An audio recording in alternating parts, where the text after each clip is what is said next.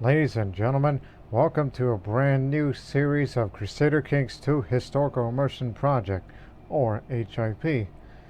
I know I've been doing a couple of these as of late, as you've seen the previous series with Prussia, Sogdia, and even the Delhi Sultanate for a period of time. And so I know that my current interests with all things India and a few other regions that I have a large amount of knowledge in. This time this series will be set back to 769, and yes, it's an HIP, which means that I do not have a somewhat more historical part of the HIP mod not installed, hence the reason why I have the ability to not only start in 769 but also play in India, and I'll tell you who am I in just a second. Of course, the list of mods that I use for this series is largely the same. As you could see, what mods am I using on the description of this first episode of the series, which is pretty much academic at this point. As I said, it's largely the same, including the Christian immersion mod, which I'll tell you why with that at a moment.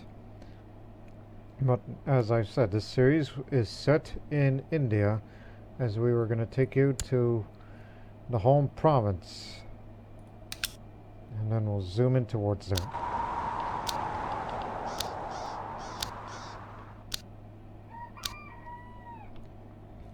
Here we are. Originally, during the start of this playthrough, the original capital was Semaramapura, and then we move it to Mithila. So this series involves this famous dynasty, or at least what we're led to believe as far as role-playing is concerned. Allow me to introduce Rajkumar Thakur Ramagupta of Mithila. So yes, he's of the Gupta Dynasty, not the same Guptas from the ones that ruled an empire. It's a different Gupta dynasty. These are what they call the Later Guptas. Yes, which again, the Later Guptas, as you can see, the coat of arms, that's the lotus plant, which is which is rather symbolic, including that famous meditation position. That's what it's called, the lotus position. Anyways, the later Gupta dynasty, which they ruled the Magadha region in eastern India between the 6th and 7th centuries. They are the ones that succeeded the Imperial Guptas as the rulers of Magadha, which is down there. That's the Magadha region, this area here. I've heard some people pronounce it as Magadha, but I've heard in Hindi or Bengali or Bihari language pronunciations of this area is Magadha, even though it's originally in the old Sanskrit or Prakrit languages at that time. We'll go way back in history.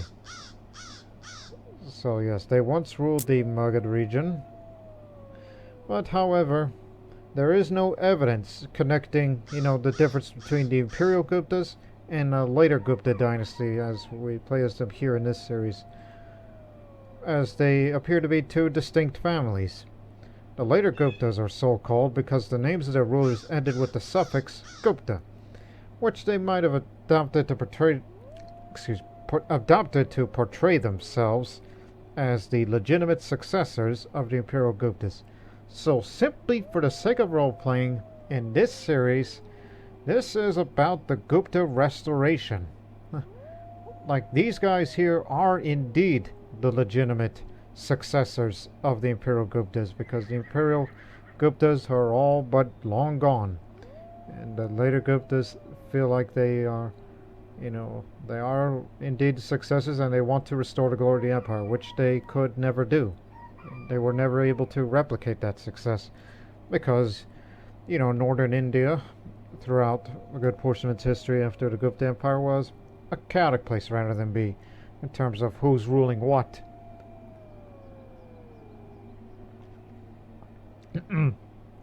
Now, after the decline of the Gupta Empire, as as we just used most of India, go far back as reference, including relevant regions.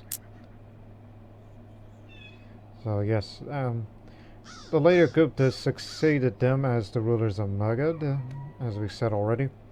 The daughter of the dynasty's founder, Krishnagupta, is said to have married Prince Aditya Varman of the Maukari dynasty. According to the abstract description, Krishnagupta's grandson Jivitagupta carried out military expeditions in the Himalayan region and southwestern Bengal. During the reign of Jivitagupta's son Kumaragupta, the dynasty developed a rivalry with the Maukaris. Kumaragupta defeated the Maukari king Ishvana Varman in 554 CE, or AD if you will, and died in Prayaga. Died at Prayaga. In fact, since I'm mentioning the other Guptas, we should bring up that family tree, especially here in Magadha. So you'll get the reference of who's who. So it's going to go here's Damodara Gupta. Which again, all the deaths are natural death because it's hard to document them. And plus, all the traits of these characters are randomized as we just go through some of them.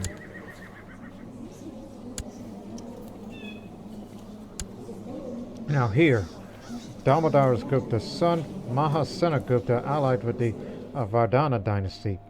His sister married the Vardhana ruler Aditya Vardhana. He invaded Kamarupa, this area over here, and defeated Shasteta Varman, but he subsequently faced three invaders: the Makari king Shavavarman, the Kamarupa king Sivratastitya Varman, that's a heck of a name to pronounce, and the Tibetan king Srongzan. His vassal Shashaka also abandoned him and later established the independent Gupta Kingdom, which they probably mean this area here, which we could safely, yes, this is the Raj of Gupta, this area here, it became an independent kingdom.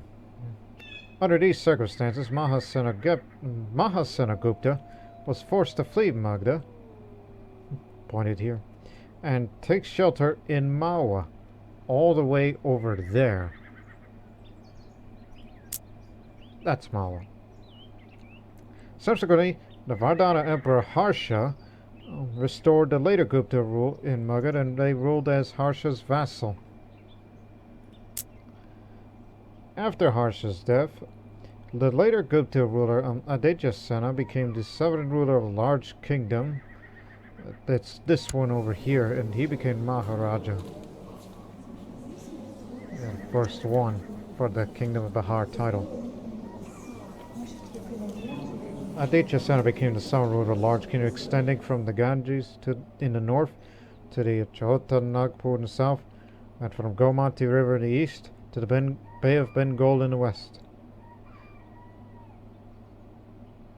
I was about to say east and west direction. Anyways. However, he was defeated by the Chalukya. But the real question is, which Chalukya are they talking about in particular? Because there's two of them here, or at least three. The Vengi Chalukya of a Telugu origin, or is it the Vemulavada Chalukya, or the Kalayan Chalukya? But due to the close proximity, it's probably them. Keep that well in mind.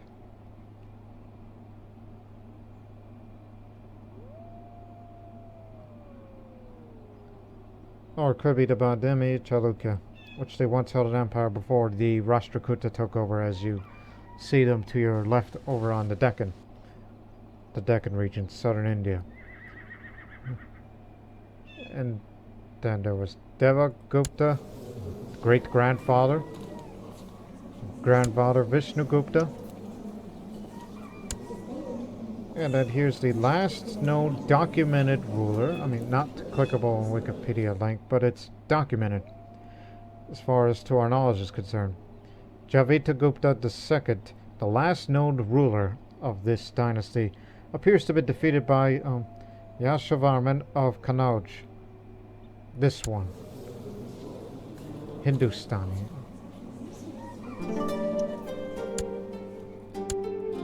Apparently there is one living. Rajkumar of Kosala. Kinslayer. Is the last living member and not landed, and has a strong claim to the Advaita Kingdom to our west. And they are based in Kannauj, or what was then called Kanyakubja.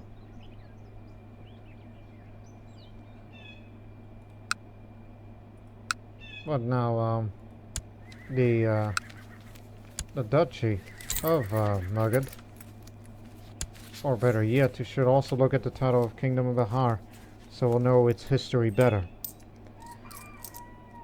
So, again, Jivitagupta, Jivitagupta or Jivitagupta as this is spelled here. So, died a natural death, or it was said defeated by Yasavaman. I guess that's the man. And when was, before we even look at Ramagupta in a moment, so after he was defeated then came a turbulent period, which the Kingdom of Bihar, or Kingdom of Magadha, if you want to keep using old reference, was under the control of this Samrat of the Karkolta Empire, Empire of Rajasthan title, which doesn't exist today as of this timeline that we're on now. And there's his successor, and this one, and by 744 the title was destroyed.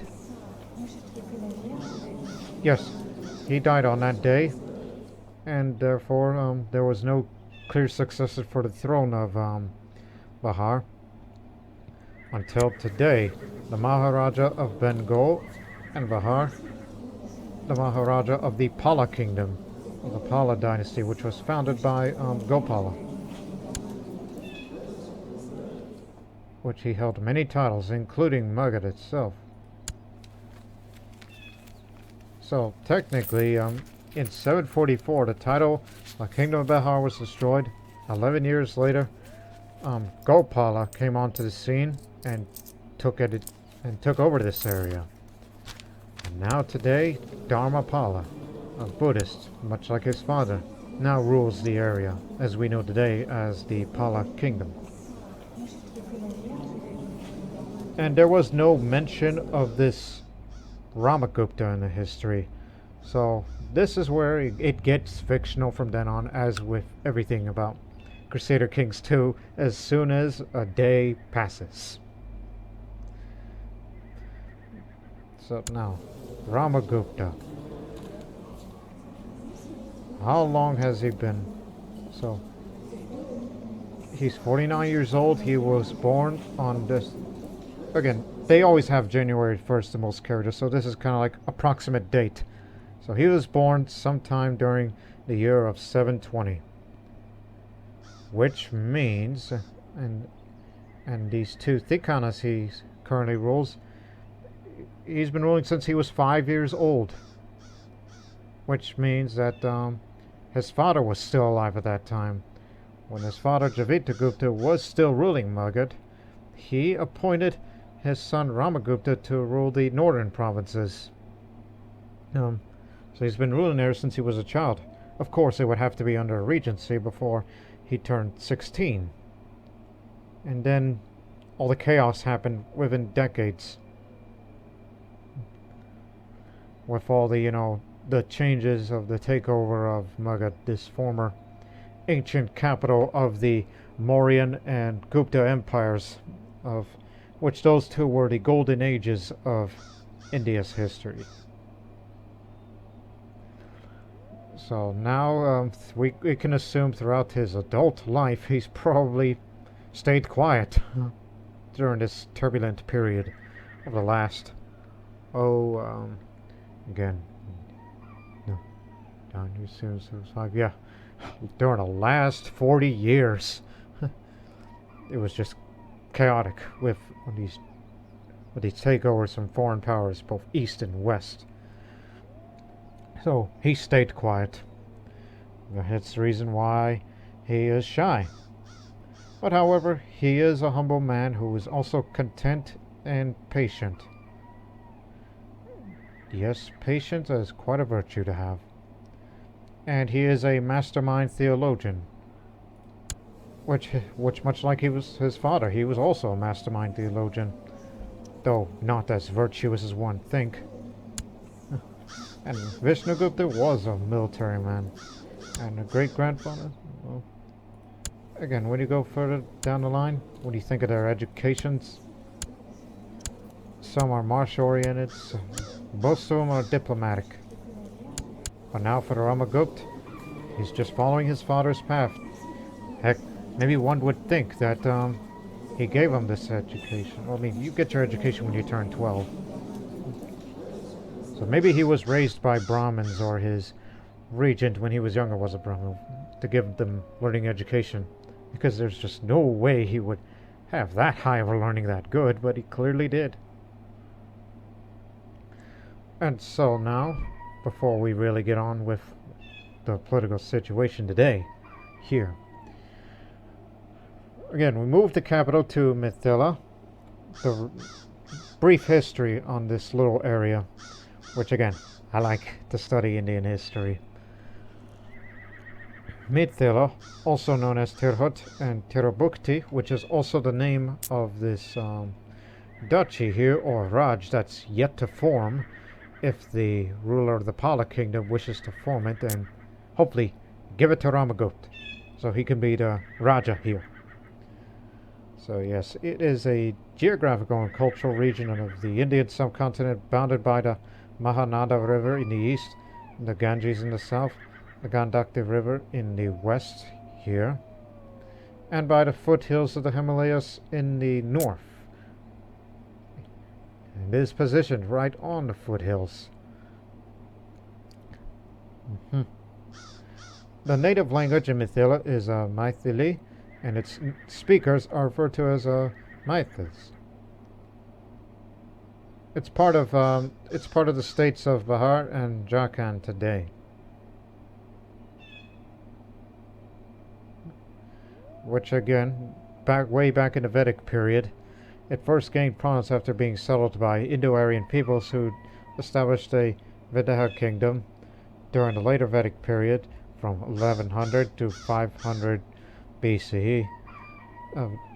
Vidaha became one of the major political and cultural centers of ancient India, along with Kuru and Panchala.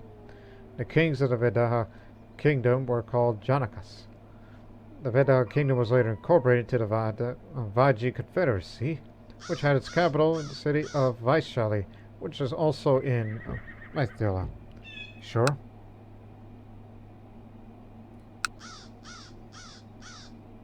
Don't think it's here. It's probably a long time ago. Oh, it was an ancient city of Vaishali. In fact, that's where the capital of the Ashokan pillar is at. It's one of those old areas there. In fact, this was the area where Gautama Buddha preached his last sermon before his death here in Mithila. So yes, it's pretty special about this area of Mithila here for its cultural significance around here. Now, these provinces here, it's part of the Silk Road. Nearest trade post is in Magadha. You know, the city, actually, the capital city of Magadha is Patliputra, ancient city. Dates back to the days of the Buddha. Back when it was just a fort town before they made it to a capital city, ruled by subsequent empires. So, it's safe to say that Ramagupta was born in Patliputra, Magadha, before he was moved to there when he was 5, and remained there since. But here, this is a serene province. The capital here, peaceful province, which can be approved into serene province, which I'll do that in just a second.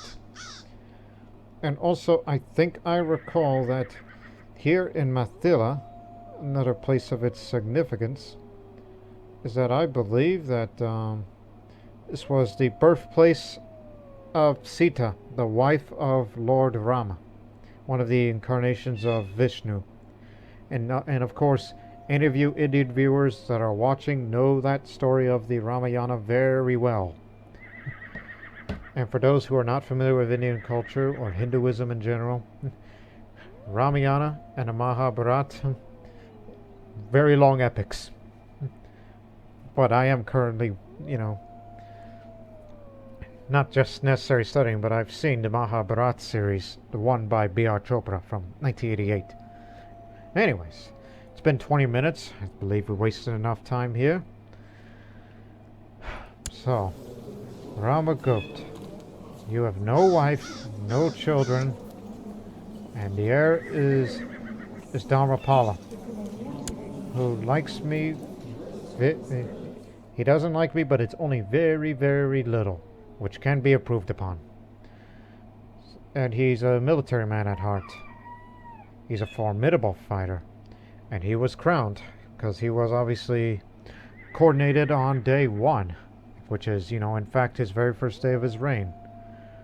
Whereas I've been as much longer. So I wasn't able to attend the coronation ceremony for him because, Ramagupta is a recluse. Maybe one would think that he's never going to return home to Patliputra. And he's been living here like it's some sort of exile, and yet he's content, patient, and humble with it. So he's practically a hermit. But at least during his free time, he's a skilled diplomat, so he's had some significant training in the art of diplomacy because, something to get by. He may not like me, but I do respect him. Which is largely due to me being content. And one would think at the age of 49, you would think Ramagupta probably wasted his life.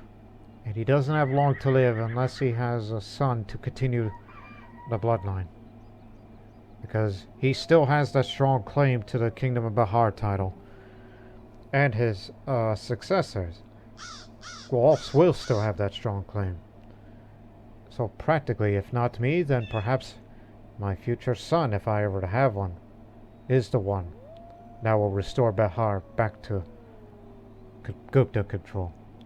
So the first thing I should do is get married. And knowing that I'm too weak to take on the Pala military or anybody else for that matter, so don't bother using the war focus. I'm a religious man at heart. We gotta put these virtues to good use. But my first focus will be business. Because I want to make some money while we're at it. Just build up what you have on the land. Be loyal to your liege. And you're going to be alright, despite the religious differences between us.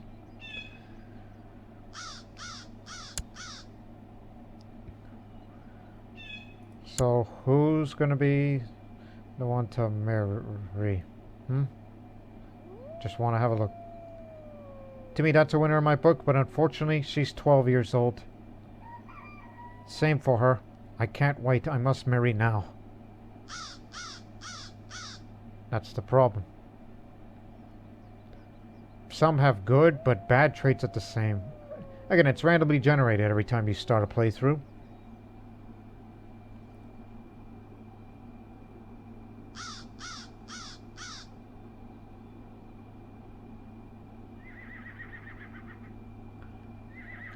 I think we found a winner. Lilavati Kalinga Ganga. She's of the Kalinga Ganga dynasty. That's down south in the Orissa region, also known as Odisha today.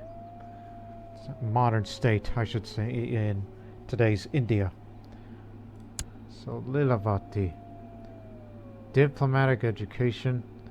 She's a Shaivist, which unfortunately that's a bit of a difference. Because I'm a Vaishnavist. So that's a slight down. But nonetheless, she is attractive. She's tall. And she's perceptive. Stubborn, cynical, content like me. And lustful. That's what I mean. She's a winner. In fact, combine this with, it's plus 20 and plus 10, so plus 30 fertility. Can't beat that.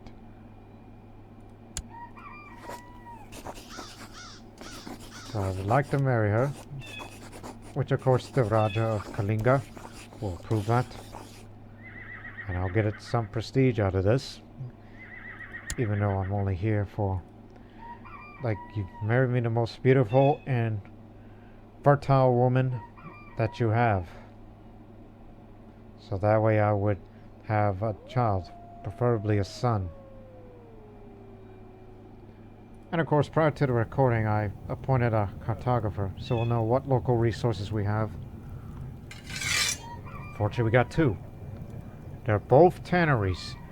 They'll make good money. And if you are a member of the Great Trade League, you will make some coin.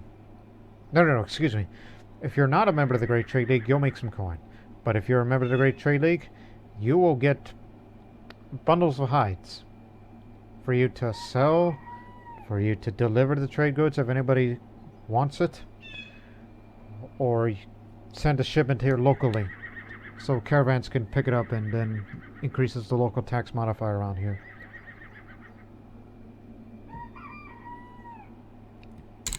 Good to know.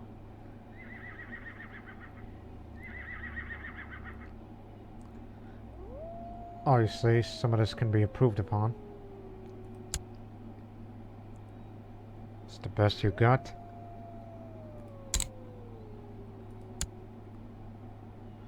Ah, here's a good one. Also, wait a minute. You two are commanders and you're both named Rajit Singha? Interesting. Need to collect taxes. And we need to improve diplomatic relations with the Maharaj, because he may not like me and it's going to take a while to try to sway him. But the first person I should sway is my future wife-to-be. And I noticed you, Krishna Roy. Matter of fact,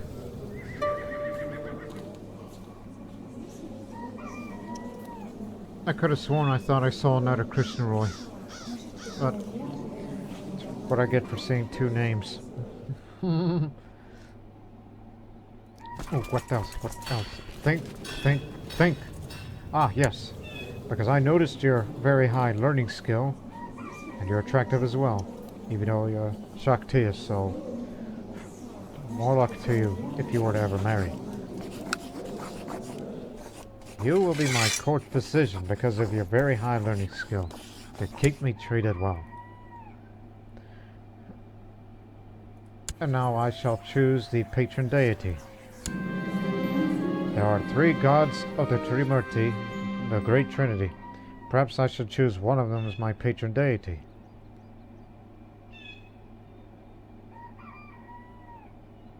There are other powerful deities as well. These are all powerful gods and goddesses. Choosing one of them as my patron deity would be a testament to the power of my dynasty.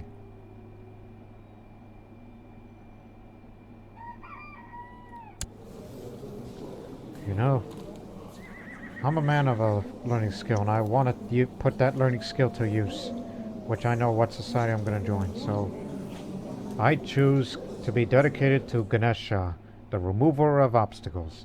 Lowers my intrigue, but adds up to the learning.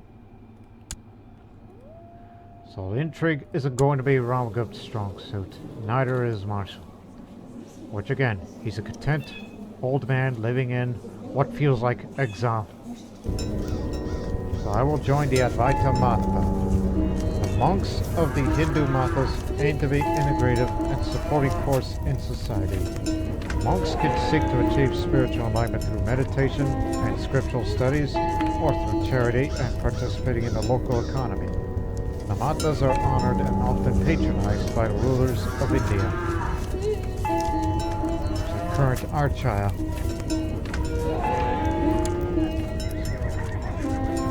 10 Chatras, 6 Pandits, 3 Gurus, and 1 Archaya.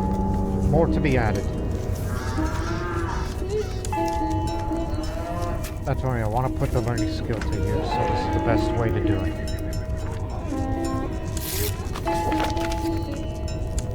Peace be upon you, Rajkumar Ramagupta. We are delighted by your decision to join our ranks as a lay member, Rajkumar. Together we shall strive for the betterment of ourselves and our fellow Hindus by following the four Purusattas. Shubhasti Pantana Santu, signed Archa Sahaja. It is a great honor, Archaya. So, yes, I know it lowers my fertility, but do not worry, I'm going to be married to a very fertile wife, so it'll make up for it. Trust me. So, now I have the wisdom of Adi Shankara. My wards have a chance to gain increased attribute points during their education upon reaching adulthood, and have a chance to lose wicked traits and gain pious ones. 12.5 will soon to be 13 a month of the devotion because of Ganesha. Thanks to the high learning, content, patient, and humble. Told you, he's ideal for it. Just wanted to make him feel like he did not waste his life for nothing. He is the last of the Guptas, but at least try to do something instead of being a hermit. If you want to live like a hermit, then live like one. But at least have children. That's the reason why he wants to get married. It's been 20 minutes, and I think I've done all there is to do. Well, let's increase the stability in our province. So here in Mithila is now serene. Just like with this one. And my old home in Magadha, also serene. This is a very peaceful part of Bharat, India.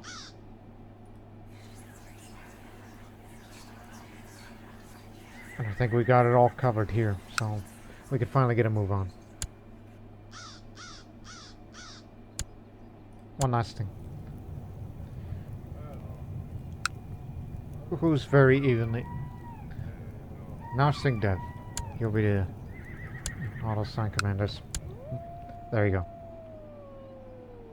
Got it all covered.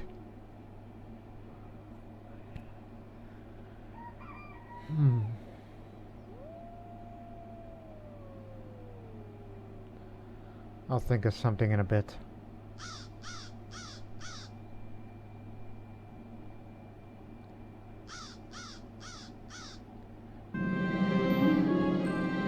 Another dream whisks me away to a strange land, where people dress in most unsightly fashion. Their hair is strung about like stones thrown about, yet everyone seems to go about their daily business without interruption. I walk some distance before I come to what appears like a small tavern or establishment of sorts, and I meet the person I'm supposed to meet. Fancy seeing you here of all places. That's Rajat Singha, the spy master, not Rajat Singha, the marshal.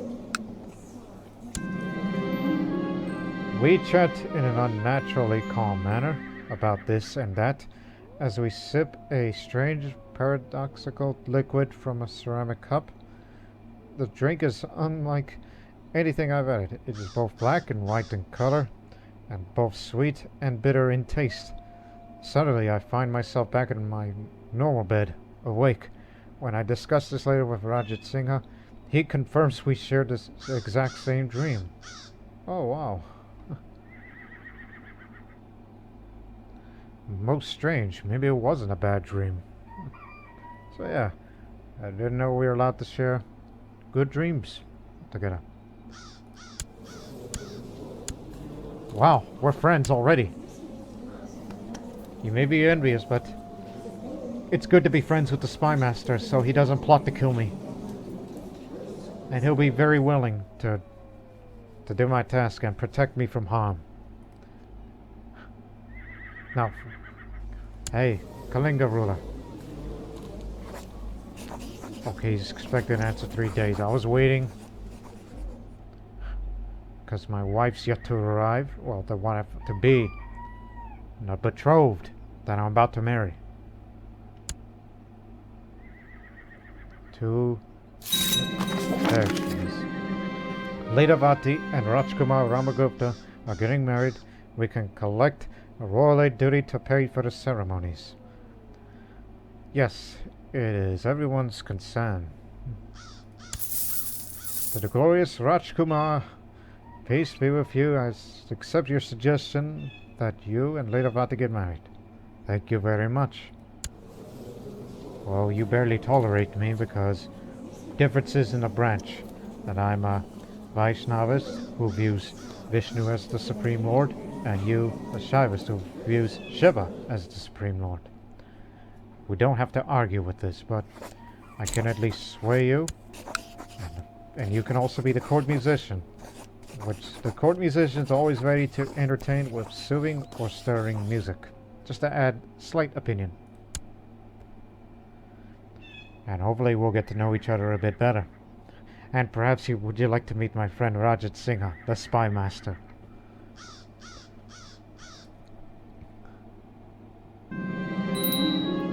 So there you go, completed my ambition to get married. That's a bit of piety up.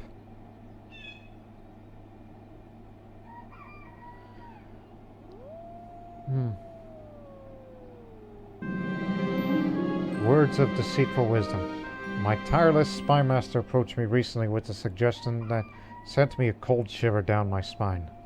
As I lack a male heir, I could take the decision to fake one using subterfuge and a big lie to be assured my bloodline will continue in the future.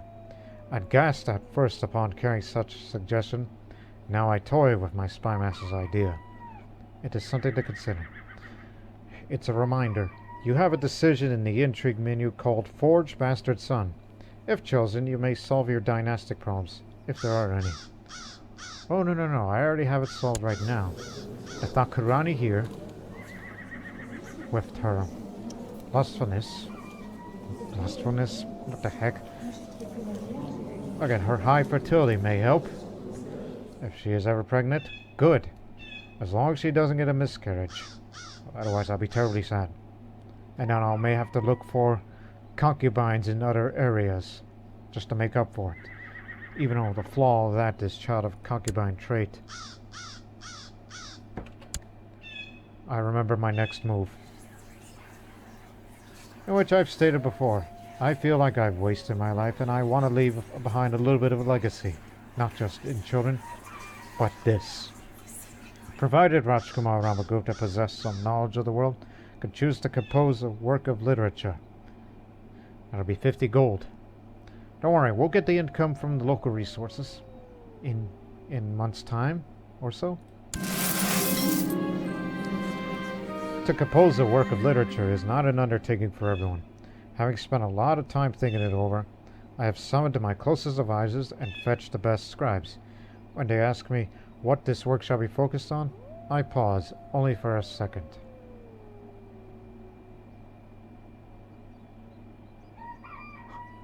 You know, one would think that I would write something about the glory to the House of Gupta, because you could say, hey, our ancestors once ruled an empire. But if you want to talk about the recent family history date back to my great-grandfather, well, it wasn't a good period. Sure, we may have ruled Magadha, and it was a peaceful time too. And it was before the dark times. Before the dark times, yes. So, no. Because of my learning education, so something in honor of Brahma, or something educational, so I will choose the theme relating to learning. This may take a decade, or slightly more.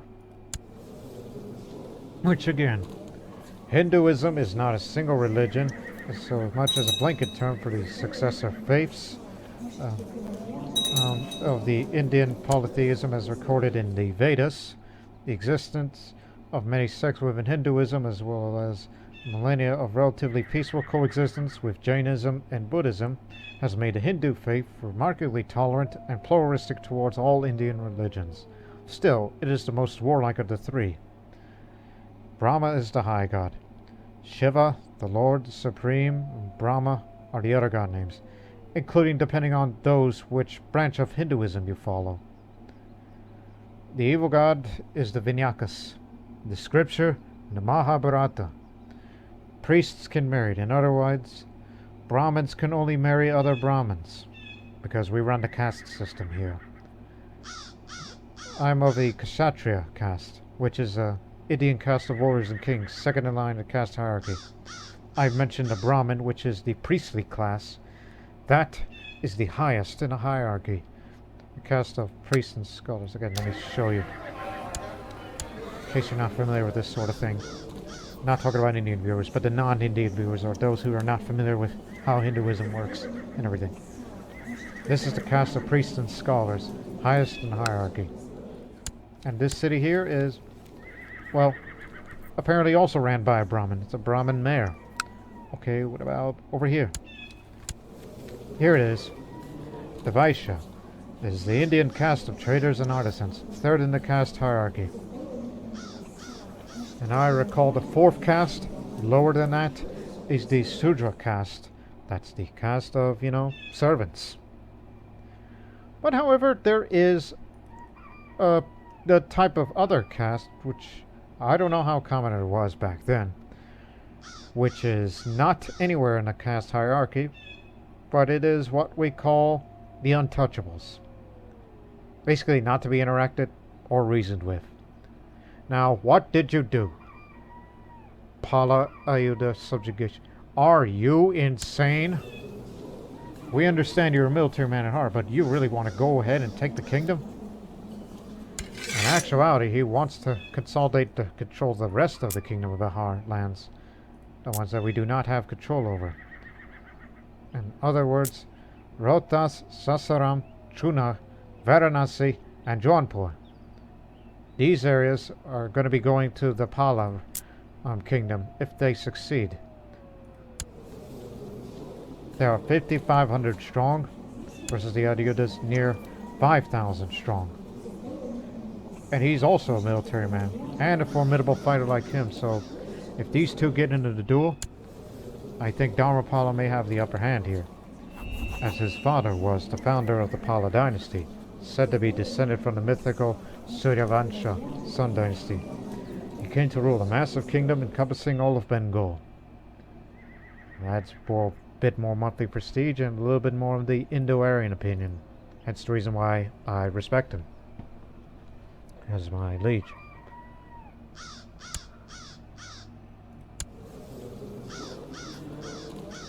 So good luck with what you got. And you also created the title of...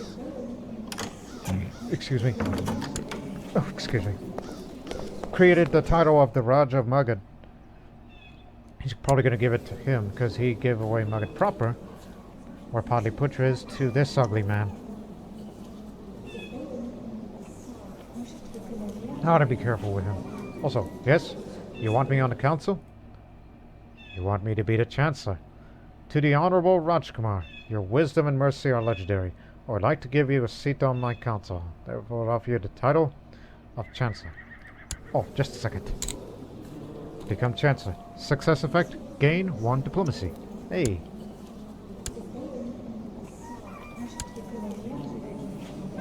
Bingo. I mean, I am a skilled diplomat. I am well qualified in this sort of thing. So no longer I'm going to stay a hermit around here. Finally, someone's ever heard of my skills. Now, what's next ambition? Think. Knowing that I'll never go to war against anybody.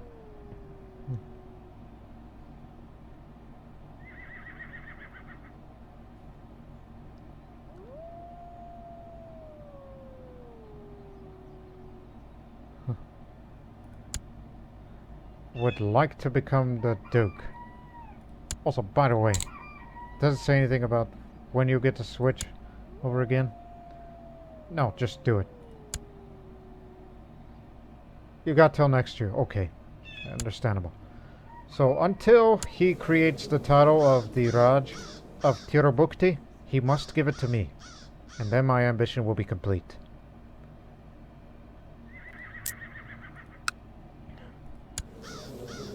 And of course, he's a Buddhist, so therefore, little respect around here that I'm your chancellor. He's approved low domain centralization law. Create the Raj of Nadia. You have spent all of your fortunes. Just a second.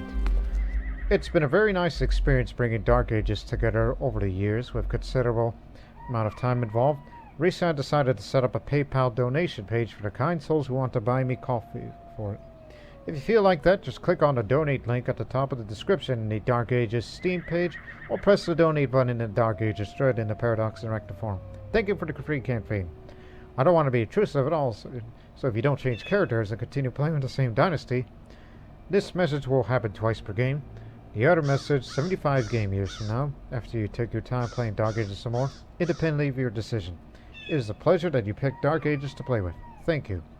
That is the message from the guy who made this mod. You want a concubine? Well, she stutters, so here you go. Hope he has children that stutters. I'll give it to you, Vasudeva, because you got nothing better to do. Now, where was I?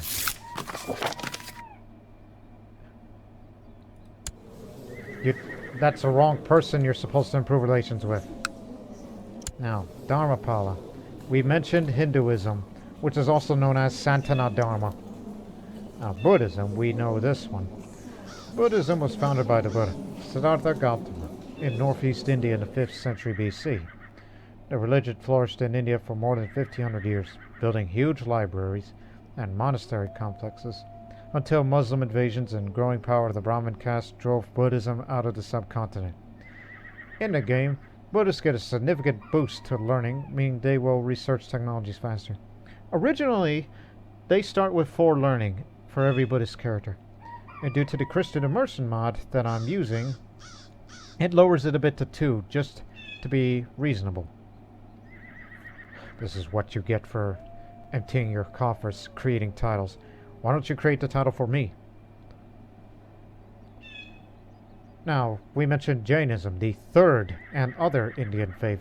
The nearest one is over here in the monastery of Rajrapa, which interestingly, this Jain here, Svetambar, is a military man in background. War focus, skilled fighter. That seems contrary for the man who practices ahimsa, non-violence. Now, Jainism is a religion of incredible antiquity, stemming from the ascetic Shramana tradition in India. In opposition to the priestly Brahmins and the caste system, the guiding principle of Jainism is ahimsa, non-violence, which is more radically interpreted than any other religion. In the game, Jains have a hard time waging offensive wars, but their remarkable tolerance means Jain rulers are well liked by all. So yes, you may have seen Jainism back in the Chola series early on. It was what we call the Jain era. The first, 10 episodes.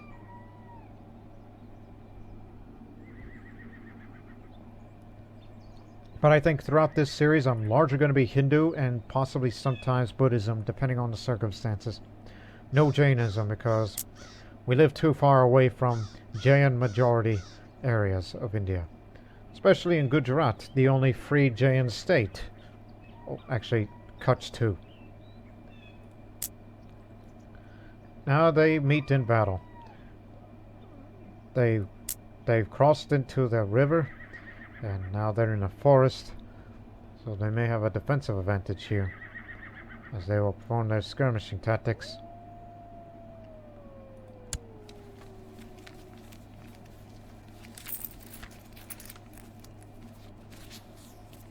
Now pay attention. So, what else? Yeah, they're getting outnumbered here for the Advaita Kingdom. Yeah. Looks like the Pala has the momentum. Although historically, the Pala Kingdom did expand westward. In fact, the Pala Kingdom, later Pala Empire, was actually the last Buddhist empire in India. So, one would think is that Buddhism is ready to make a comeback. Whereas for the Gupta, we're trying to make a comeback of our own. One would think. So now they will have to take siege in areas. So that's plus 26 on the war score. Well done. Shravaka Sangha. Learn to abstain excesses from the flesh, so he's trying to be a good Buddhist, even though he's currently a bad one, but give him time. That's another thing about being Buddhist. If you have a bad trait, it's easier to get rid of the negative traits that you have.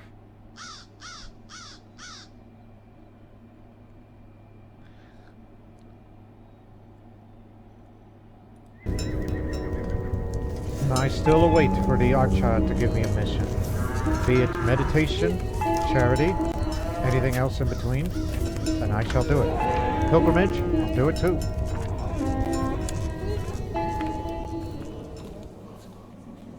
Because I do not want to be the last Gupta. Oh yeah, one more thing I have not checked. I keep saying one more thing. What is one more thing to you, Ramagupta? You're an eccentric old man. Tang Empire. Open, unrest. Likes Arabic cultures, but he doesn't like Indo-Aryan cultures. Uh-oh. Look out, Pala Empire. They might want you to pay tribute. Matter of fact, any small Indo-Aryan realm. You see these cultures here? The Tamil, Kannada, and Telugu belong to the Dravidian. Sinhala, Marathi, Oriya, Hindustani, Rajput, Gujarati, Sindhi, Punjabi, Bengali, Nepali, and Assamese all belong to the Indo-Aryan group. So, beware. And I saw Tibet's armies moving earlier. They go over Kashmir. Oh, these guys that once ran the empire. Now they're on the receiving end of another.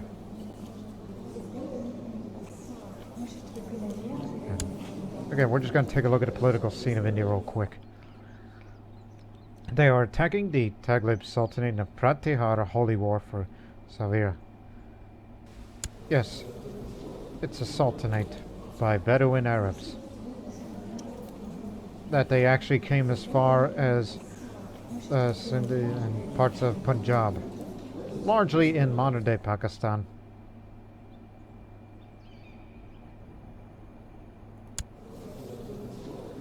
So the Abbasid Empire, the largest one. So he's assisting this. He's assisting them. He's directly attacking Zabulistan. What else defense? So he's got enough forces to split up everything.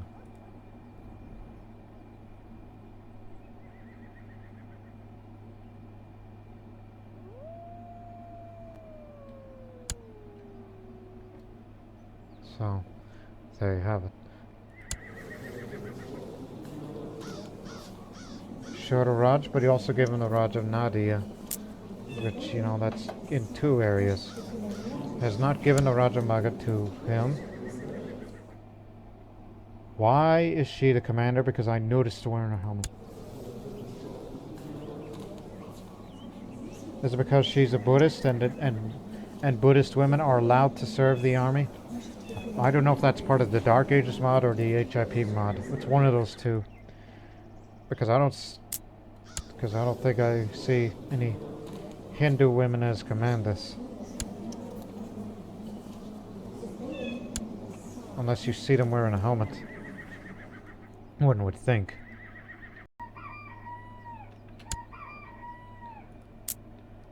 Oh yes, it's a wonder how Ramagupta at age 49 decides to, well, time to stop living like a hermit-like lifestyle and get up and actually do something. Join a Hindu Monastic Society, and then he was promoted to become the Chancellor of the Pala Kingdom, and even subsequently he's actually back in Magadha, but he's here to improve relations with its lord there. Its new lord. an ugly man at that. Which, oddly enough, I don't know why he assigned me to improve relations here in Magadha, despite the fact that Thakur likes the Maharaj already. Is it just a keep in touch? I mean, my skills would be best be used somewhere else, like, oh, I don't know. Why not with the Beku of yours? Which, he seems acting a bit contradictory, as he's learning to abstain access from flesh, while subsequently he has a seduction focus. Or does Dharmapala, who is, you know, he's a young boy, and he's a respected commander already. But he could win another potential battle here, as now they're fighting in the jungle, and a few other things. But maybe Dharmapala thinks that I'm just some crazy old man who has been longing for home. And he sent me home, alright. Not exactly my permanent residence, but I'm just here to improve relations while at the same time continuing to manage my realm. Oh, is the Pala retreating? The morale's lower than the Advaita. Yes. Yeah, they're definitely retreating. They're out of here. The Advaita win this battle. But the question is he gonna get involved in the duel? Or will the other Maharaj has gotten involved in any duels? So, now it's just about even. They avenged their defeat. He hasn't gotten into any duels himself.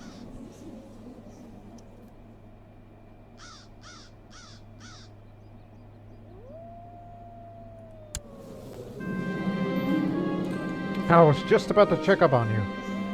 Fate smiles upon me. My wife, Lilavati, is pregnant. Excellent.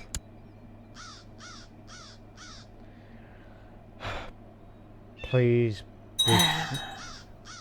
Oh, that was my mother-in-law, who lives down there all the way down the Kalinga Ganga, as I was saying. Oh, please, Vishnu. Let my wife have a son. May I have a son? Oh, please, Lord Vishnu, by Lord Ram, by all the incarnations of him. Due to negative events outside of my control, the province of Semaramapura sees the stability decline. Worrisome.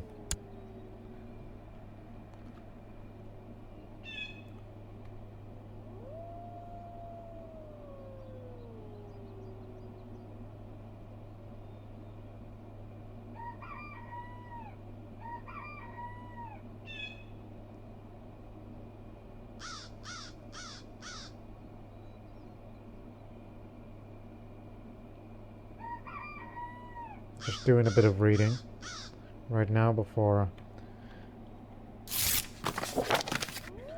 There we go. Improving relations with the Maharaj, so that way he doesn't plot against me. And also, some of you are wondering, what is the early goal for Ramagupta besides having a son? Why are you in this society? And what does the Christian immersion mod has to do with the Hindus? I'll tell you why. It's to become a sannyasi. Until my son, the future child, grows up. Then I plan on abdicating. I don't want to be a ruler anymore. I plan on, retiring. Renounce the world. Live like an ascetic. Live like a sannyasi, a monk.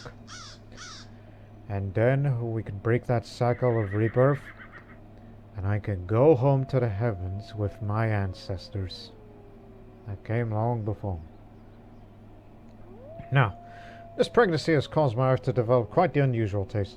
Most of what she asks for dinner nowadays ranges from mildly unsettling to positively revolting. Still, scholars do agree that a pregnant woman's cravings should always be accommodated. Don't pick any of these choices that gives the child negative traits. Least can do is, I will make sure that she gets all she wants, and more. I'll make sure that she is always well fed and taken care of by the palace cooks. So fulfill her cravings. She did not pick up gluttonous, but she is well fed.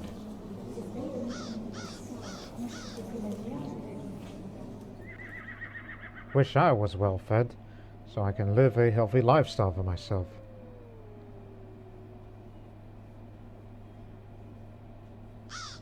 But as you look at him, he's 50 years old now.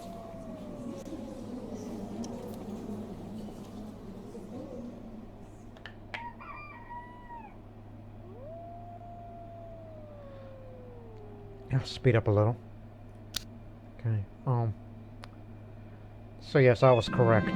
That's why I said did some reading earlier. I was correct. Mithila is the birthplace of Sita, the wife of Lord Ram. The pregnancy has made my wife Tirabhukti much more talkative and cheerful than usual. She never misses the chance to chat with anybody within earshot. Unfortunately, most scholars agree that a pregnant woman should be spent as much time as possible resting in a dark room to avoid giving birth to a sickly child. She should rest.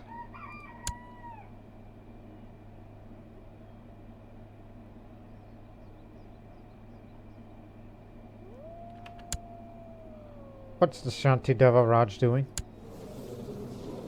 Oh no, they're intervening with on the side of the Chedi Raj as Chedi looks to make a tributary. That's the Chedi Raj. And they want to make them tributary. A tributary state? Is that what they mean?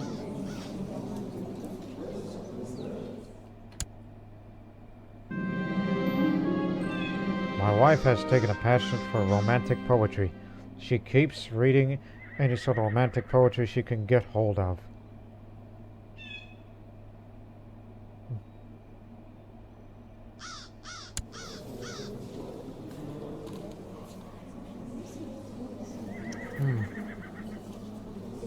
Yeah, you know what? Give her more to read.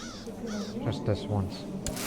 Don't want a source of income from the tannery. Is gonna do us a lot of good.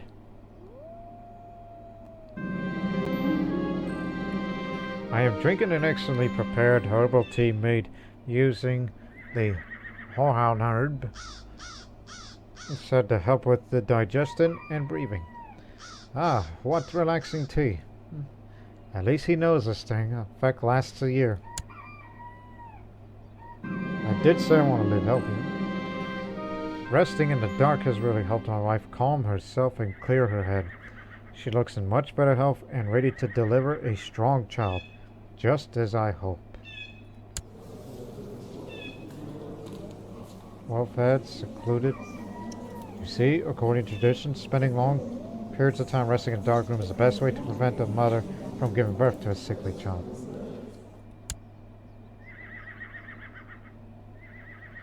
By scholars, we mean the local Brahmins around here.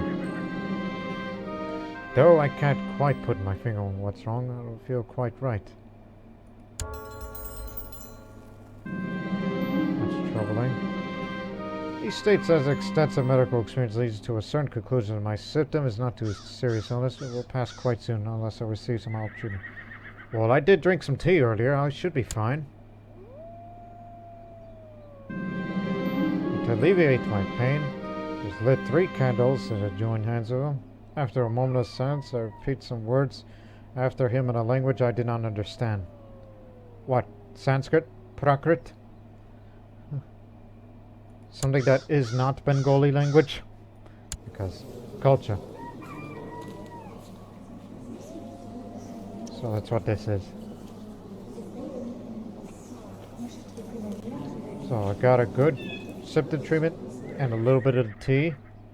I should be fine.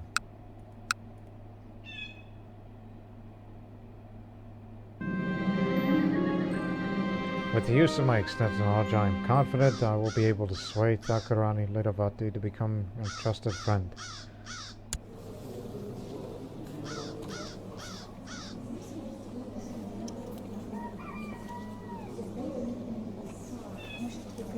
The income makes up for it, so I'll gift her an invaluable book, thanks to my high learning skills.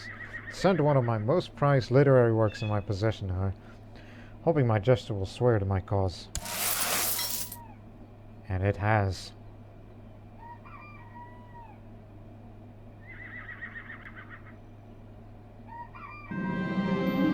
It was not easy separating myself from such a precious book, but my gesture was not in vain. She was quite impressed by my thoughtful gift. It is so rare to find someone who appreciates the value of reading.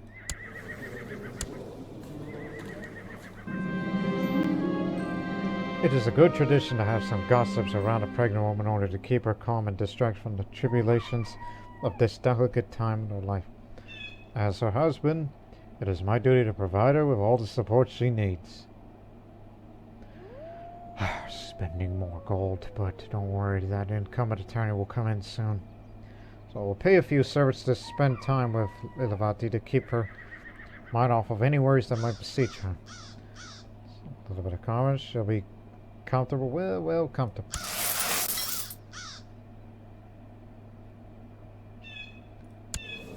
Still there.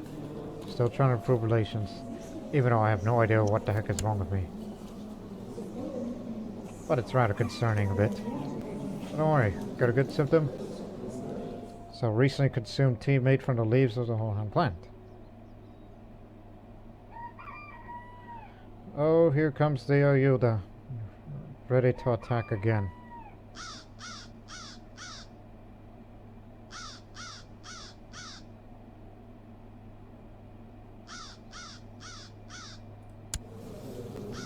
Final months.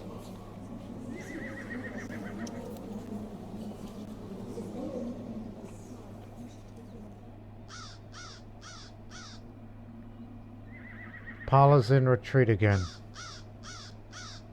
Yeah. There they go again. That further reduces the war score. And when Ayuda takes this place back, and they will with ease, that means they're going to go on a counteroffensive. They could target either Gaya or Magadha or even my homeland.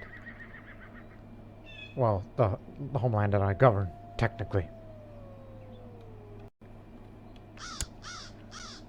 The Pala are in retreat again. He hasn't engaged in a duel. Neither did the other, though they call him the ill ruler now. I was approached by Beko Pandita of Gaya, suggesting me that I would owe him a favor in the future for some gold now. I ponder whether I should accept. I am beyond that.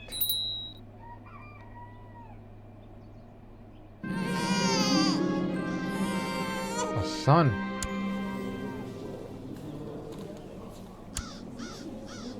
When I looked up the list of Bengali names, and knowing Ramagupta's patron deity, which is Ganesha, I know what to call him exactly. Well, we're going to break the tradition of ending the first names with the suffix Gupta, because don't you know, the last name is Gupta anyhow? But you get the idea. Hang on.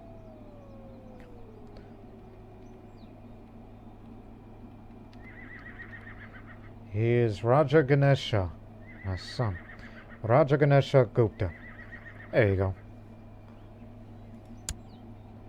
Name him after my patron deity, the remover of obstacles. And when he grows up, he shall remove any obstacles for the future of the Guptas.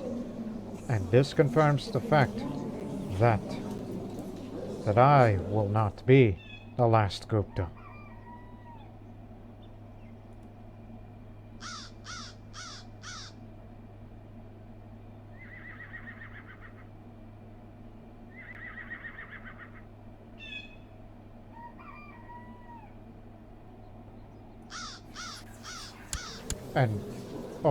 And due to, being Kshatriya, increased attribute points, I will teach him, because he is dearly important to me.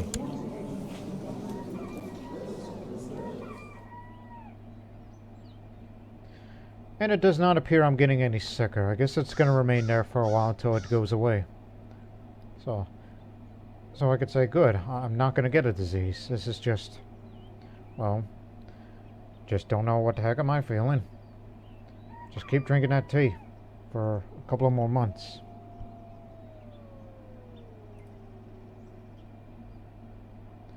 And wait for the income from the tanneries.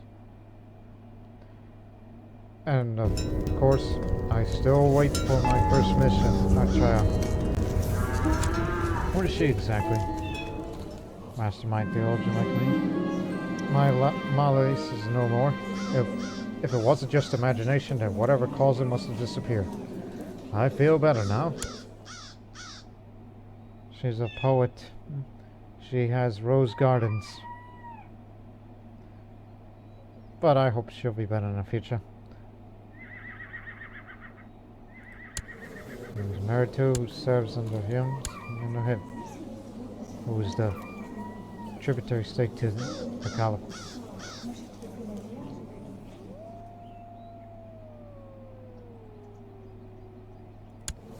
Did they really took that much casualties? Bringing the true faith and salvation to others is among the holiest of duties.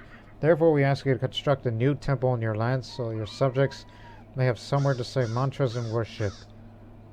Build a temple. I can't do that. I don't have the money. Don't you know how expensive they are? That, impossible. Cannot be done.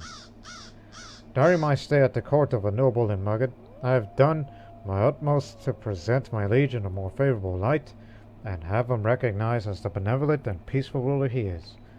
It seems I have succeeded.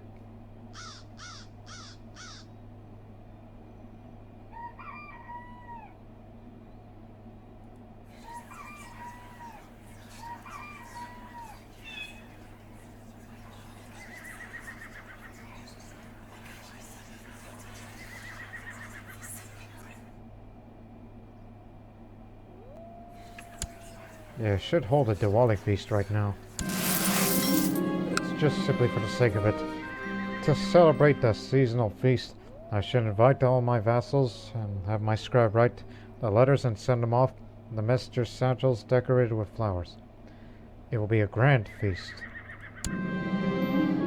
In the Indian autumn feast, tradition dictates that I offer a gift to my spouse. I should plan for this and buy something before the feast begins. A jeweled necklace would be perfect.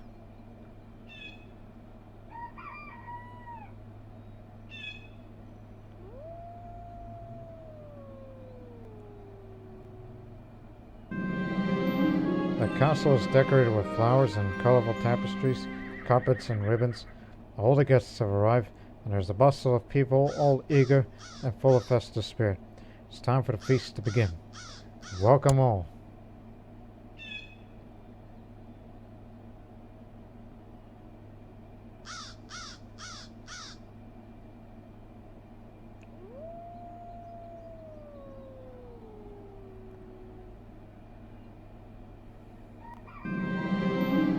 At the feast, it's time for the traditional ceremony of gifts. My wife is overjoyed with the magnificent gift. 30% chance that she will fall in love with me. Nope, but it's good enough. The darkest night of the Diwali is here, where the most important night of the feast. The most important night of the feast.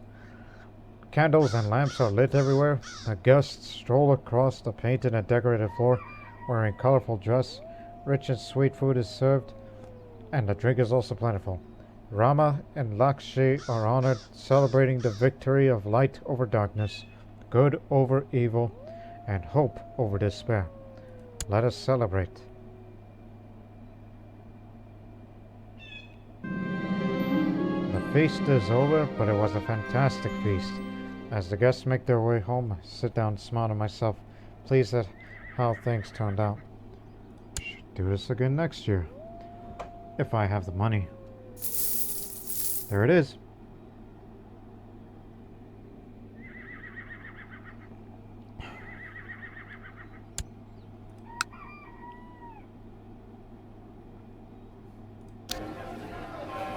That's what I need this for. just slightly increase the levy size here and here. But since we're still going to take advantage of Serene Province, we can get this done in some time.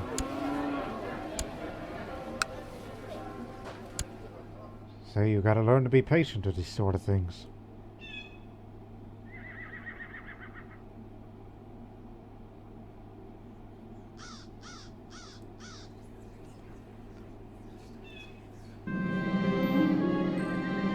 A disaster has happened at the tannery in Semarapur.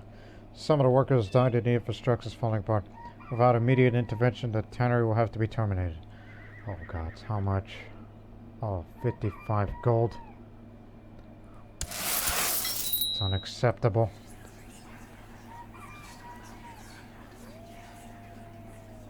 That means I would have to take a loan. Just a small loan. And I would have to pay it back in advance far in the future.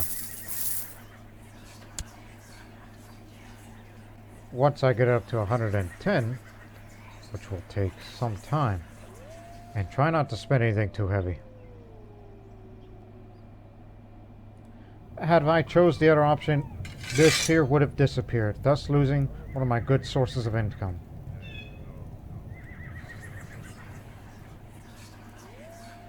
Have to save it. That's one of the risks. A talented individual. My pious Upadhyaya told me there's a very talented individual of low-born origins and could be a very fitting addition to my court. After letting the information sink, he proceeded to suggest that I approach this character to know what he wants. Of course, asking a simple courtier to come to my court is not the most prestigious of actions.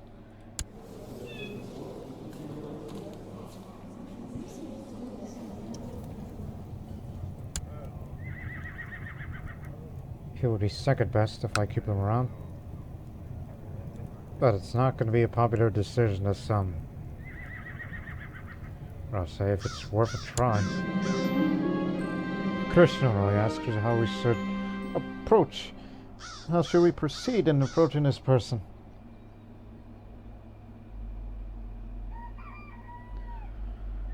Oh, I'll try to use my powers of persuasion to sway him. I have a religious education, but not diplomatic. My diplomacy set's pretty good. I ain't sword-tongued nor gregarious, which is going to be handicapped. I am shy, but I am also patient, so I would say more good than bad chances for me. At the same time, a star is born. Thanks to his good relations with my spouse.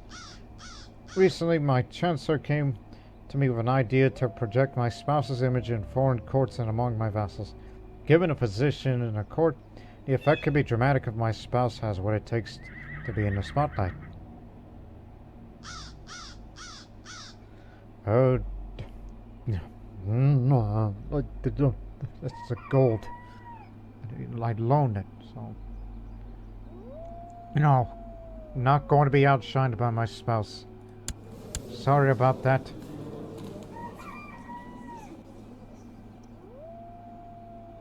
I am more concerned about the money here. The approach was a success, and Sukhdev is now integrated in my court.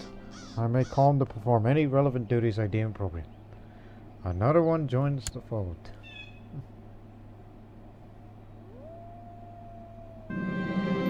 Got to pay interest on loans. So I paid 10% interest. This is why it's going to take a while to get up there.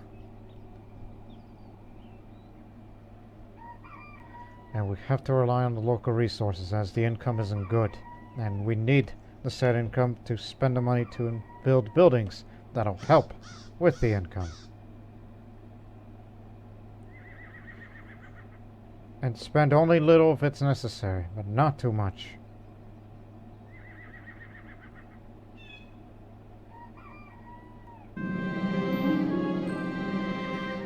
I will teach her about Brahma this time.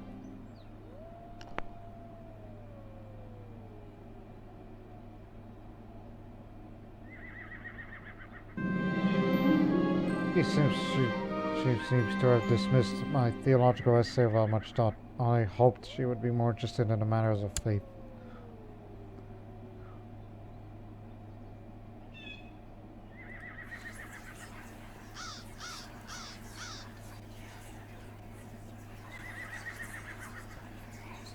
don't have high enough stewardship to organize smuggler operation.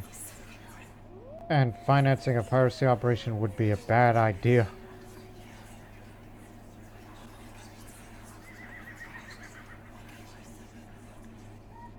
Only saying that for reputation reasons.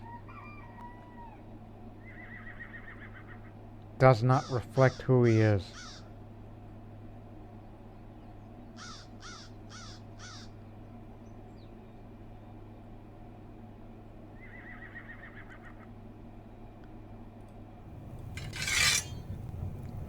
I'm a moneymaker. So a moneymaker counselor primary cares about one thing: profit. They will oppose most wars and generally favor decisions that increase the economic prosperity of the realm, or at least the ones that do not decrease it. This counselor prefers a strong and centralized realm. Him and the Beko there were both moneymakers. No malcontents here.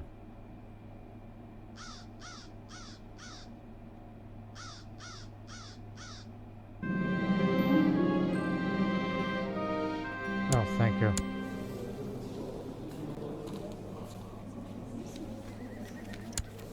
What on earth? A mercenary company actually hands land?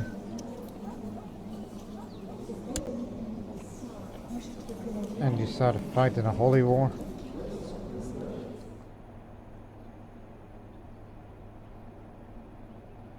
%1 Imperial decay. Or what of the opposites? Imperial decay 25%. And he's going on a journey. Good.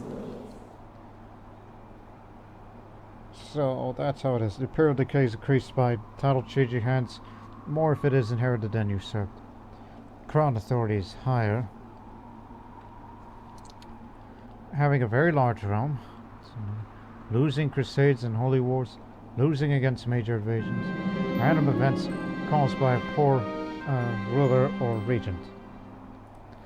One of my close servants seemed rather sullen lately. I asked him if anything was wrong. He told me he recently was sent by my cook to buy a pig. He bought what he thought was a healthy piglet in a bag for a really low price. However, it turned out the bag contained not a piglet, but a cat.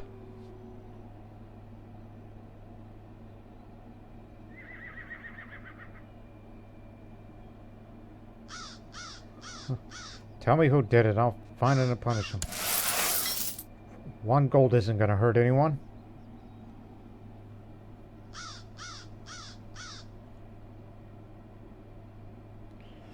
I thought everybody here is supposed to live in peace and happiness. This is why this area I govern is supposed to reflect it as such.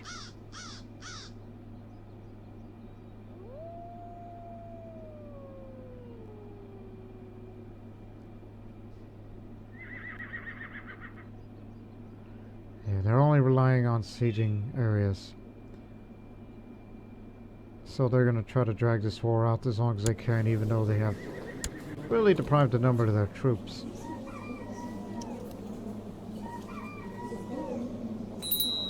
One would think. Embezzle. What is the matter with you? Stop that right now. Made you the designated region doesn't mean that you're allowed to embezzle me. You should have thought better.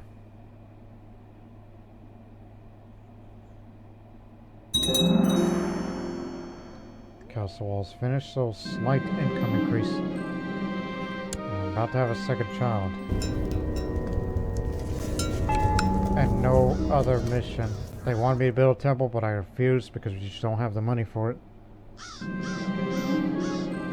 My wife seems to be going through a particularly harsh pregnancy. Perhaps it would be best to retire for a few months from public life. Think about her health during this delicate period of her life.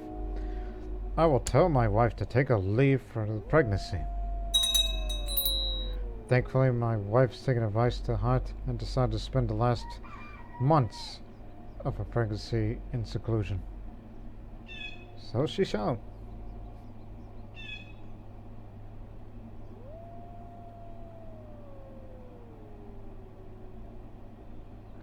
Until we get above 110 gold, I will repay that loan.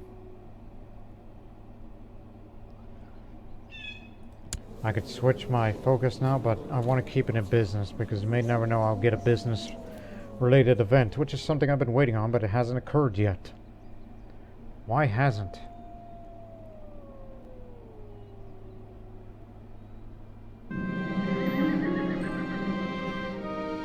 Knowledge is power.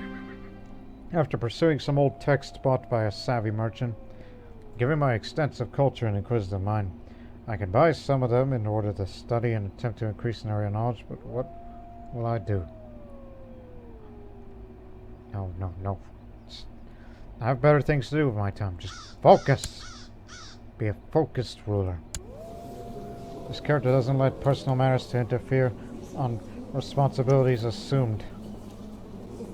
This will last a year. I told her I can't spend money unless there's some good payoff at the end of it.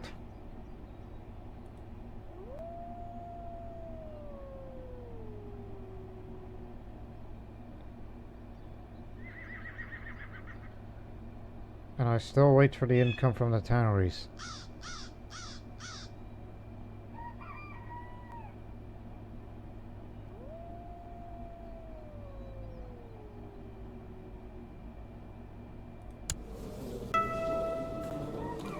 At least they're still positive. Discredit me.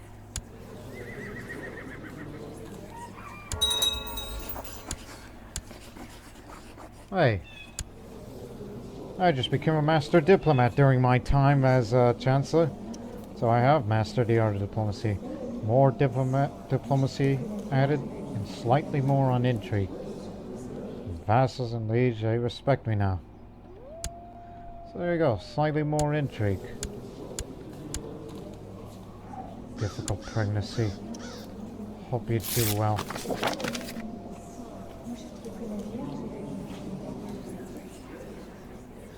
Cannot discredit him because he's a landed character from another area. It occurred to me that my wife's feeling somewhat gloomy as of late. The birth of her unborn child is surely causing some humor unbalanced that is affecting her mood.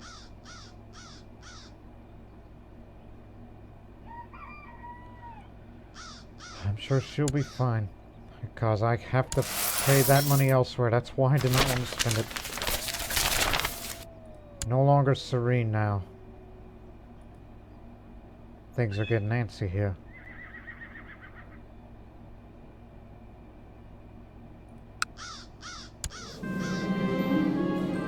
My wife Later Gupta asked me to buy her some new clothes. Because of the pregnancy, she has outgrown most of her wardrobe, and now she feels frustrated for not having anything nice to wear whenever she needs to make an appearance at court. You're not going to court. I told you to stay in seclusion. My dear, you do not need new clothes. You are already wonderful, thanks to my high diplomacy. Just buy what you think of me. I'm only doing this because it's for monetary reasons. If it wasn't for that loan, I would support you all the way. And you want a daughter? I hope it's a daughter. I don't want another son, otherwise it'll be 2 realms. Final months now.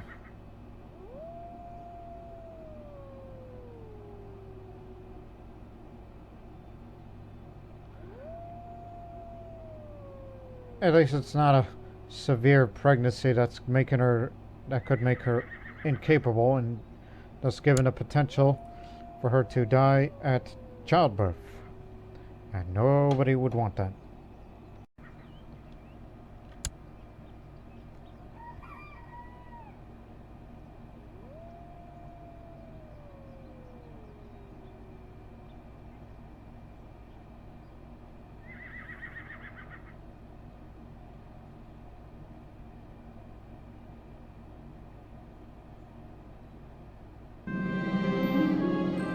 A daughter.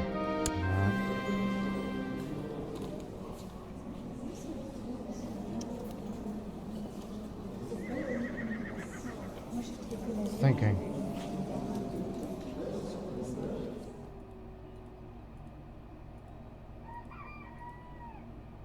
simple name. Rani.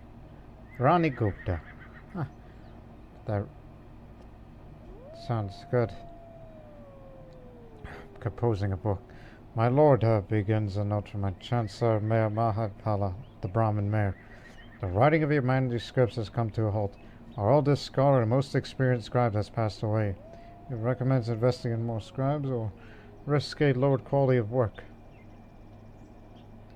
Perhaps I can help, because I'm a mastermind theologian and I have a chance to raise the quality of the work. Sounds good.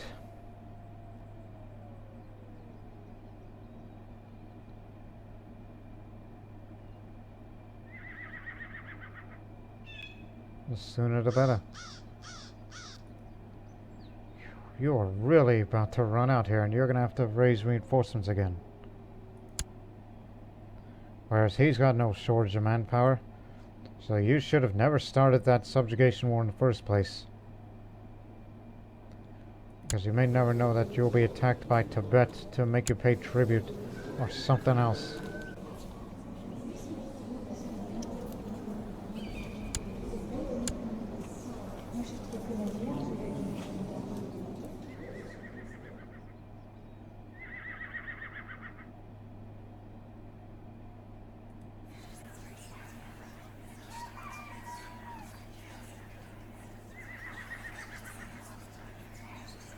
Aha!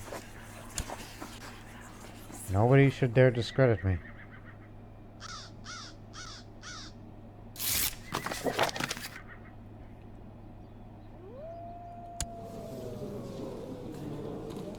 But at least you're starting to make all that money again, and hopefully you create that other Raj, which you created another. I've come to a great monastery, renowned in all my realm for its dedication to learning. The head monk tells me that I may acquire one of their many books for a price. He also hints of a larger donation which will lead to more books in the future. I'm afraid I don't have the funds. I'm trying to save it up.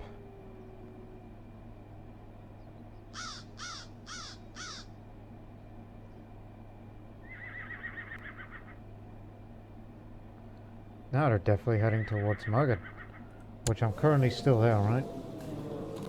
I'm a master diplomat. This year was not the most productive for the tannery in Mithila. It will need some extra help to reach an annual quota. I'll get myself personally involved, which I did not get the money for it. Well, what about the other? Will there be any income in this? So I can repay that loan to get these moneylenders off my back.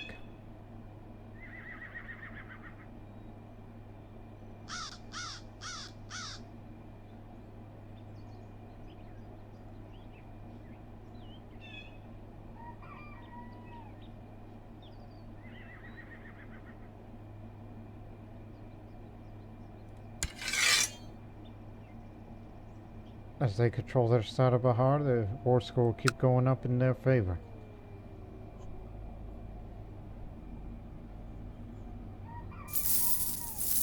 Oh, fresh batch of money. Alright. Now we can repay that small loan. Now all you have to do is just wait another year or so for the next income. While attending prayer one early morning, I noticed my brother Chand drowsing off in his seat. Meanwhile, our fellow members of the Advaita Matha are deep in their contemplation and seem not to have noticed yet. He's got room for improvement. I should wake him up before anyone catches on. I gently prod at Chand, but I get no reaction. Then I shove my elbow into his side, causing him to cough and open his eyes.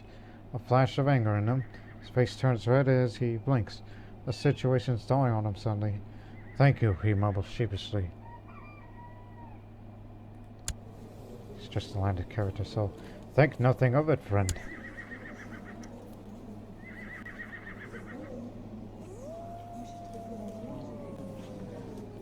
And you say that you are perceptive.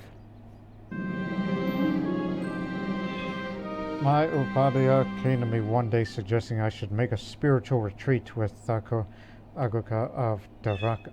Davraka? That's far away from here, in Gujarat.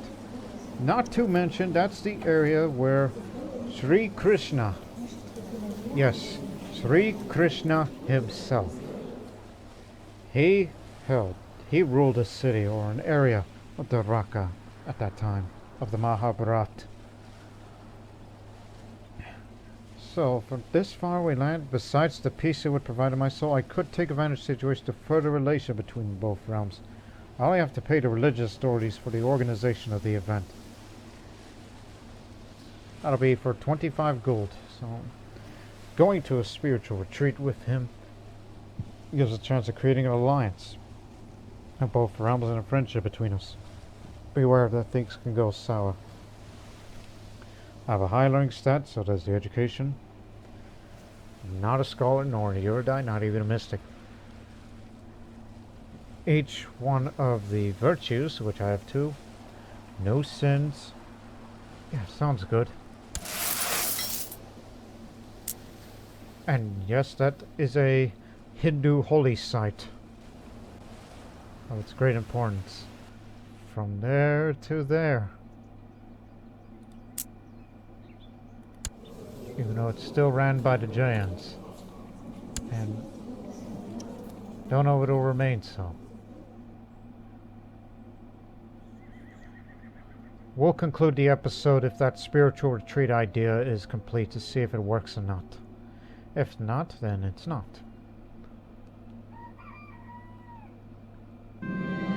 Success!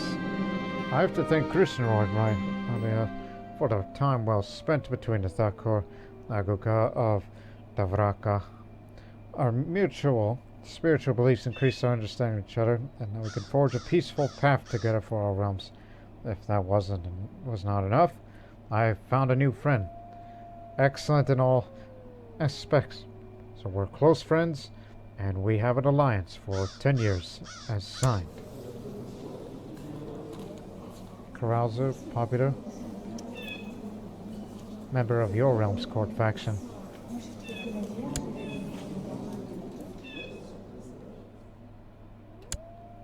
Okay, we're gonna stop here on this first episode. Because one thing's for certain in the next episode. Ramagupta will become a pandit, and soon he will take a vow of celibacy to ensure that he is not to have any more children. Just these 2 is good enough for him.